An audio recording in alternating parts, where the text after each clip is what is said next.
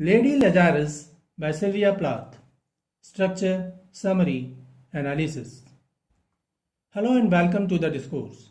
Lady Lazarus is one of Sylvia Plath's most famous and intense confessional poems published posthumously in Ariel. The poem is a dramatic monologue that explores themes of death, rebirth, suffering, and female identity, framed through the biblical figure of Lazarus, who was raised from the dead by Jesus. However, Plath's speaker is a defiant, self-destructive Lady Lazarus who repeatedly attempts suicide and returns only to be objectified by spectators. Because the speaker is a woman and identifies different male authority figures as her enemies, it can be assumed that the speaker is suffering from gender oppression, which seems likely, in turn, to be one of the main reasons she wants to die. The poem raises the themes of death and rebirth. The speaker presents herself as a performer of resurrection, having done it again, likely referring to a suicide attempt. She compares herself to Lazarus, the Holocaust victims, and a phoenix rising from ashes. The cyclical nature of death and revival reflects Plath's own struggles with suicide and mental illness. The poem critiques society's voyeuristic fascination with suffering, especially female pain. Plath wrote Lady Lazarus in the months before her death in 1963 during intense creativity and despair. Like many of her Ariel poems, it blends personal anguish with mythic grandeur, turning private suffering into universal art. Structure of Lady Lazarus. The poem consists of 84 lines divided into 28 tercets, 3-line stanzas, a form that lends itself to tight episodic bursts of imagery and emotion. Lady Lazarus employs a highly controlled yet flexible free verse form with irregular line lengths, sporadic rhyme, and a mix of rhythmic patterns that mirror the speaker's volatile emotional state. Though the poem lacks a strict meter, Plath uses repetition, enjambment, and abrupt shifts in tone to create an incantatory, almost performative effect fitting for a poem about staged resurrections and public suffering. The poem is primarily unrhymed, but Plath inserts slant rhymes and internal rhymes for emphasis. Though there is no fixed metrical pattern, Plath mixed iambic, I have done it again, with trochaic, dying is an art, and spondaic, big striptease rhythms, creating a jarring, unpredictable cadence.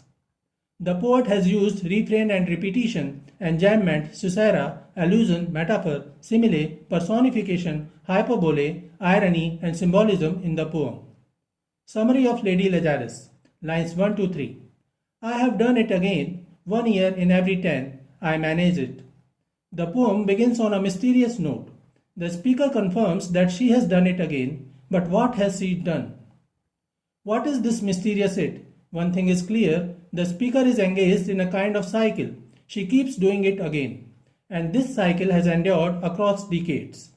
It is something that the speaker wants to do. It is not something she does accidentally. Once every 10 years, she manages to accomplish it. Lines 4 to 9. A sort of walking miracle, my skin, bright as a Nazi lampshade, my right foot a paperweight, my face a featureless, fine, Jew linen. In the second tercet, the speaker brings upon the allusion to the Holocaust imagery and she compares her skin to a Nazi lampshade.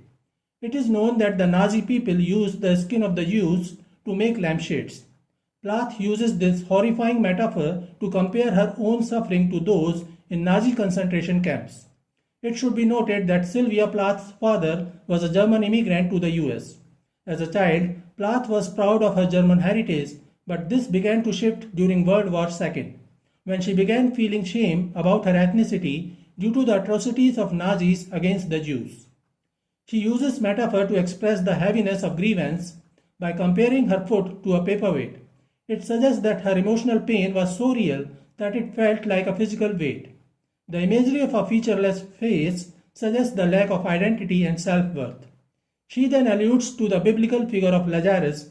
Jew linens were used to wrap the body of Lazarus before he was laid in the tomb. She is a living version, a walking miracle of a lampshade made out of the bodies of murdered human beings. The things for which her body is being used are so mundane that it's insulting. Lampshades, paperweights. Her body is dead, torn apart to furnish someone else's living room or office. Lines 10 to 15. Peel off the napkin, O my enemy. Do I terrify? The nose, the eye pits, the full set of teeth, the sore of breath will vanish in a day.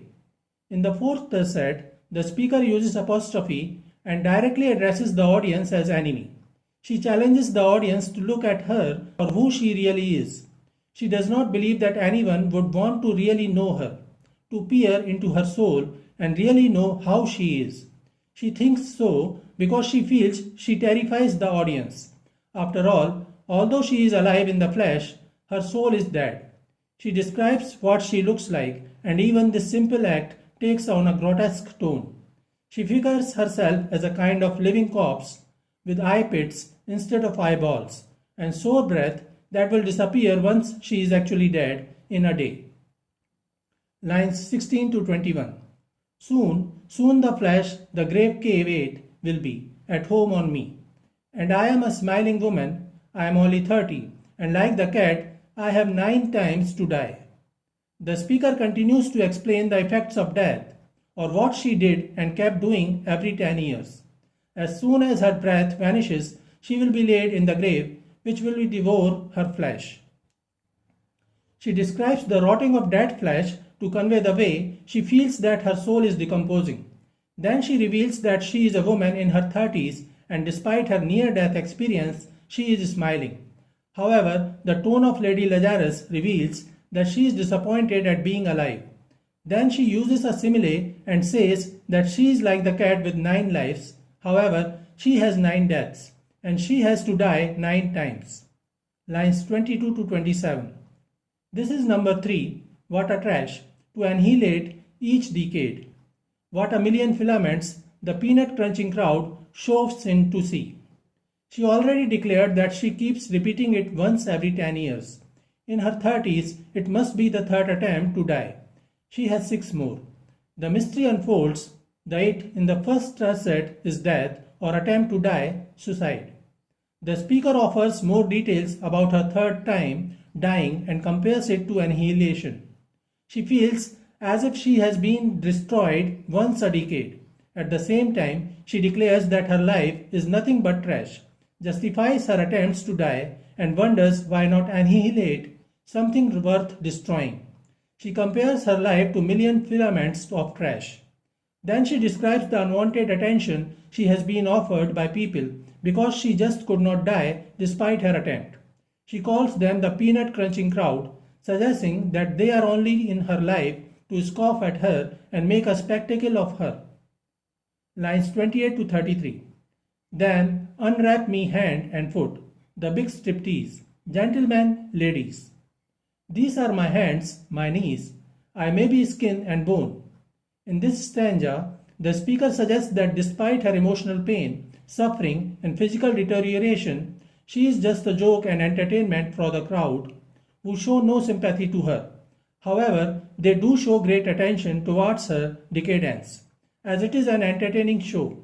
She imagines that she is in front of a peanut crunching crowd, as if it is a circus or a carnival, and she is the main event. Folks are so excited, they are shoving their way in to see her. The crowd unwraps her clothing, and she is forced into an imaginary striptease. They can see her body parts, her hands, her knees, her skin and bone. She has been objectified to a piece of spectacle for a hungry crowd. Lines 34 to 39. Nevertheless, I am the same identical woman. The first time it happened, I was 10. It was an accident. The second time, I meant to last it out and not come back at all. I rocked shut. The speaker says that though she has been turned into a piece of spectacle, she is the same identical woman. She is the same naked as she was clothed. This experience has not changed her. The speaker is stressing that though she has come back from the dead, she has not changed. There has been no metamorphosis, no change in her ordeal, which may not end until her 9th and final attempt. She then explains her previous attempts at death, suicide attempts. The first happened when she was 10 years old and it was an accident. Her second attempt at death was on purpose. She meant to not to come back at all, but she was found and brought back to life. As a matter of fact, Sylvia Plath tried to commit suicide during her college years. She took a whole bunch of sleeping pills and then hid in the crawl space of her mother's house. Lines 40 to 45. As a seashell, they had to call and pick the worms off me like sticky pearls. Dying is an art, like everything else. I do it exceptionally well. The speaker mentions another simile and mentions herself as a seashell. She attempted suicide for the second time but was rescued by people. She was almost dead, and the rescuers had to call her again and again, trying to rescue her. She compares worms to sticky pearls. Even though she was saved, she actually died a bit, becoming food for the worms. She then uses metaphor to suggest that suicide or attempt to death is an art, and she excels in it. Lines 46 to 51. I do it so it feels like hell. I do it so it feels real. I guess you could say I have a call. It's easy enough to do it in a cell. It's easy enough to do it and stay put. It's the theatrical. Like an artist who tries throughout her life to create an everlasting masterpiece, Plath is trying to complete her magnum opus in this art form. Here the poet uses anaphora as lines 46, 47 and 48 begin with I. Also, lines 46 and 47 repeats, I do it so it feels. She says that the thoughts of dying are always rampaging in her head, and it turns her mind into hell. She claims that hell is real. It exists not in an imaginary place but in her mind. She claims death is her call. She feels no purpose in life other than to die. But every time she gets a taste of death, she ends up surviving, only to resume her former suffering. She feels it should be easy enough to end her life in an isolated cell and stay put. Each time she attempts suicide, she is rescued by the rescuers. Lines 52 to 57. Come back in broad day to the same place, the same face, the same brute, amused shout. A miracle that knocks me out. There is a charge. The speaker brings back the imagery of the circus where she is being presented as a piece of spectacle for the peanut crunching crowd. She says that she is making a theatrical comeback. She represents her resurrection, her coming back to life as a circus act. She is quite the spectacle. Someone, a brute, shouts that she is a miracle. The shout knocks her out is a metaphor to express surprise or amazement, but it may also suggest that she gets knocked down in a hand-to-hand battle. She then mentions that there is a charge for her spectacle. It's not free. Lines 58 to 63. For the eyeing of my scars, there is a charge. For the hearing of my heart, it really goes. And there is a charge, a very large charge, for a word or a touch, or a bit of blood. The comparison to a circus is figurative. The speaker suggests that despite her pain and suffering, she is just a piece of entertainment, and their excitement in her bewilderment appears so strong that she may charge for her performance as she masters the art of dying. People may gather around her and study the artist in her. They can find her scars. To hear the beating of her heart, there is a charge too. Her heart is still beating, that is, she is alive, though a part of her is already dead. They may also take a bit of her blood to study or to test. As a bipolar patient, she is a matter of study for observers. However, her blood also symbolizes her anguish, her anger. Lines 64 to 69. Or a piece of my hair or my clothes.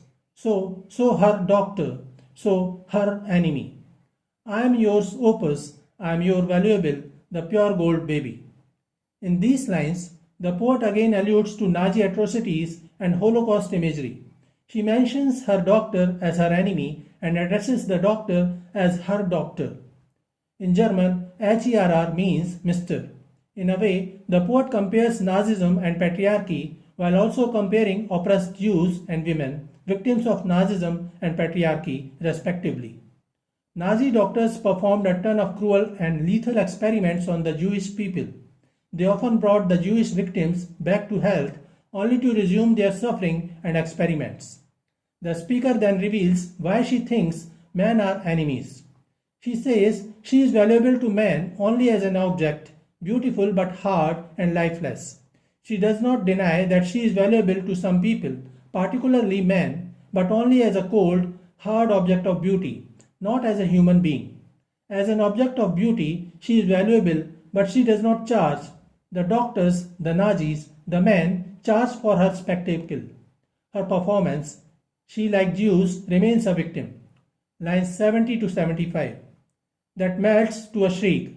I turn and burn. Do not think I underestimate your great concern. Ash, ash. You poke and stir. Flesh, bone. There is nothing there.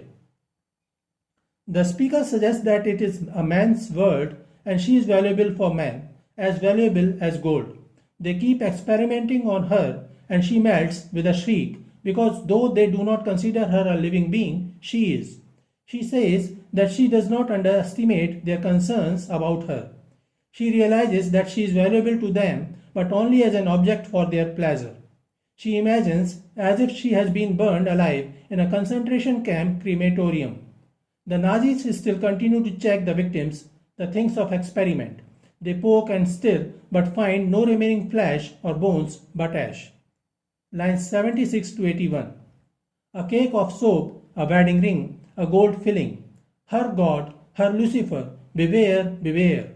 As the Nazi doctors stir up the ashes, they find no bones or flesh. But they were not looking for that. The Nazis were known to use the remains of the burnt Jewish bodies to make soap. They also rummaged around heaps of human ashes to find jewelry and gold fillings. In the next tercet, the speaker changes her tone to revenge. She continues to blame patriarchy, man, God, and evil while addressing them as her, alluding to Nazism and warns them.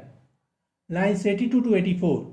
Out of the ash I rise with my red hair, and I eat men like air. In the last tercet, the speaker alludes to the mythical bird, the phoenix, that rises from the ashes.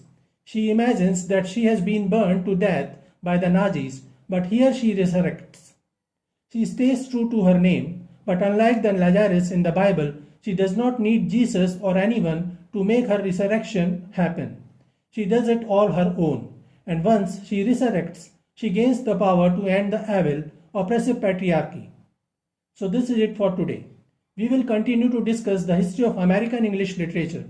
Please stay connected with the discourse. Thanks and regards.